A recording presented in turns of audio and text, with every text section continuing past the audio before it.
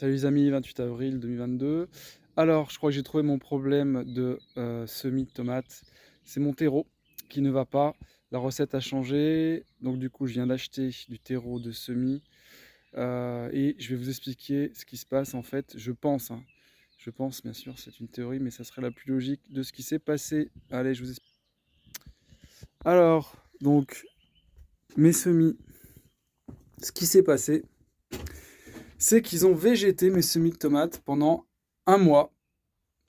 Là, ils sont en train de reprendre vie que maintenant, au bout d'un mois.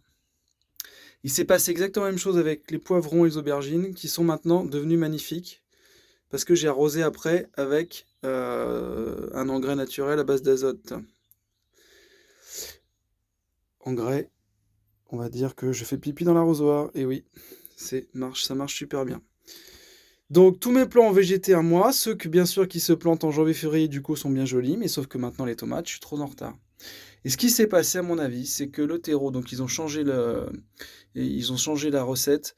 On voit qu'il y a énormément de bois dans ce terreau.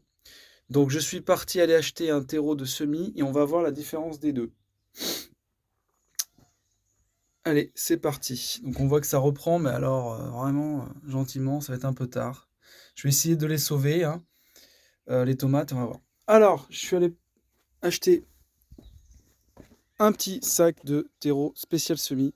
Et là, c'est mon sac existant, qui est un sac de terreau classique bio. Donc si on regarde bien, voilà, il y a énormément de morceaux de bois. C'est grossier. On a des gros morceaux comme ça. Beaucoup de bois, beaucoup de bois. Voilà, des gros morceaux de bois, etc. Au niveau de la composition, on est à 40% de matière organique. Hein. Base de sphaigne, compost de matière végétale en mélange et tourbe de coco. Le sac que je viens d'acheter de terreau, de semis, pareil, de la sphaigne, matière végétale en mélange, fibre de coco, et 80% matière organique. Un petit peu plus de matière organique. Et après, il est enrichi en azote. Donc je pense qu'il y a plus d'azote. Et surtout, quand on voit la texture, il n'y a pas de bois. Du tout. Pas de bois du tout. C'est très fin. Il n'y a pas de bois du tout. Ça va bien absorber de l'eau. Et il n'y a pas de bois. Donc ce qui s'est passé en fait, à mon avis, c'est une fin d'azote. En fait, une fin d'azote, ça dure à peu près un mois et demi. Ce qui se passe quand vous mettez sur le sol trop de bois, les bactéries, les micro-organismes utilisent l'azote du sol pour dégrader le bois, justement. Donc c'est ce qui s'est passé à mon avis.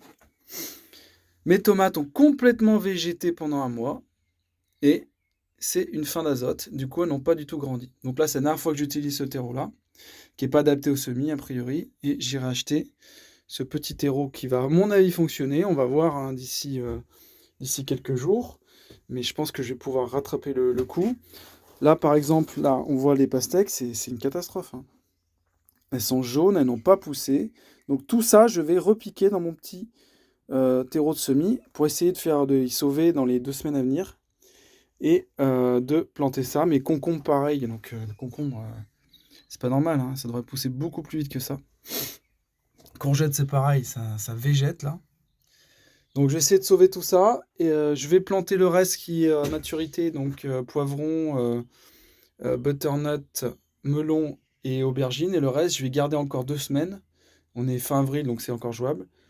Et puis ça devrait le faire. Voilà, pour le reste du potager, bah, ça marche super bien. Mes fèves là, elles sont dingues. Je sais pas, elles doivent faire plus d'un. Ouais, non, elles font quoi, 80 cm, c'est la folie. Donc pour le reste, ça se passe plutôt bien. On va essayer de sauver ces petits semis. Et puis ça va le faire. Allez, à bientôt les amis.